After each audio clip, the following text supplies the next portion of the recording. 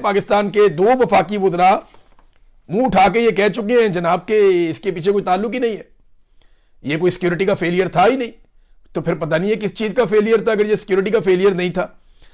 अब नाजरीन, अता तारड़ ने एक बात की है कि ये जो दहशतगर्दी वापस आई है इसके पीछे पीटीआई है, ये अता तारड़ ने कहा। और जब वो ये बात कर रहे थे उस वक्त वो हंस भी रहे थे। ये एक तरह की बेइज्जती होती है। मुझे अच्छी तरह याद है जब सानिया APS हुआ था तो नवाज शरीफ साहब पेशावर गए थे, उन्हें हंसना नहीं चाहिए था। मुझे बड़ी तकलीफ हुई थी, मैंने उस वक्त टीवी चैनल के ऊपर काफ़ी तनकीद भी की थी कि नवाज शरीफ को हंसना नहीं चाहिए था। वो उस वक्त वज़ीर आज़म थे जब सानिया APS हुआ था और पेशावर में बच्चों का कत्लेआम हो गया था, तो उस वक्त उन्हें हंसना नहीं चाहिए था, वहाँ पे जाके उन्हें संजीदा रहना चाहिए था। इसी तरह अता तारड़ साहब को भी इस मौके पर हंसना नहीं चाहिए था, लेकिन ये मजबूर है। यानी कल मैंने वहां देखा नाचते हुए लुडियां डालते हुए वुज़रा को पंजाब में, यानी सारे बसंत मना रहे थे उस वक्त जब लाशें उठाई जा रही थी इस्लामाबाद में।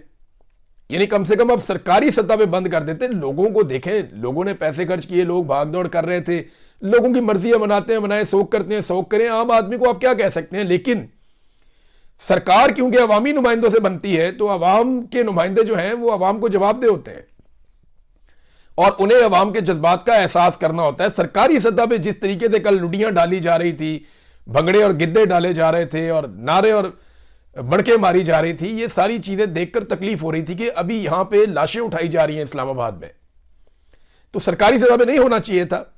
बाकी हवा ही नहीं चली ज्यादा, और हवा चली भी है तो बसंत की हवा नहीं चली।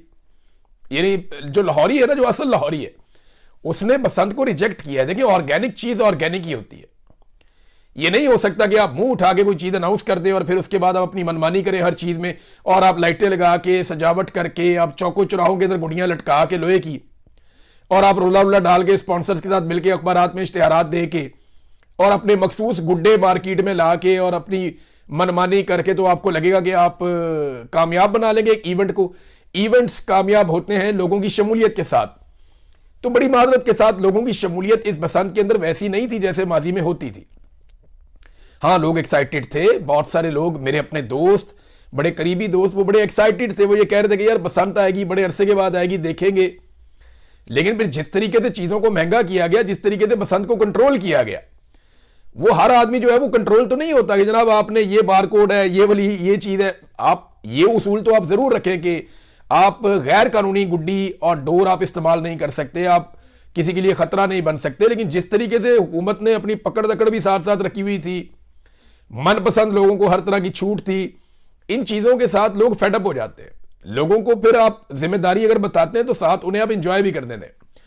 बहरहाल सरकार ने अपने तौर पर जो इंजॉयमेंट रखी थी वही हमें नजर आई है, और कोई इतने बड़े पैमाने पर गुड़ियां नहीं उड़ी।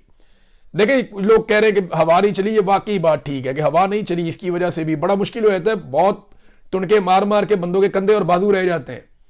बड़ी मुश्किल से हवा ना हो तो कोई बंदा थोड़ा बहुत गुड्डा ऊपर कर सकता है, ये होता ही नहीं है, बहुत मुश्किल होता है। लेकिन जब हवा चली है तब गुड़ियां उड़ी हैं। कुछ इलाकों में ऐसा लगा कि जैसे बसंत है, लेकिन बहुत सारे इलाकों में तो फील ही नहीं आई कि बसंत हो रही है। बहुत सारे इलाकों में ये ऐसे फील ही नहीं आई कि बसंत हो रही है। वो लोग कहते हैं जी हमारे तो यहाँ पे नॉर्मल एतवार के ऊपर इससे ज्यादा गुड्डी उड़ा करती थी, तो बसंत के ऊपर तो एक अजीब ही आसमान भर जाता था। वो वाला माहौल अभी तक तो देखने को नहीं मिला, मैं जब आपसे बात कर रहा हूं।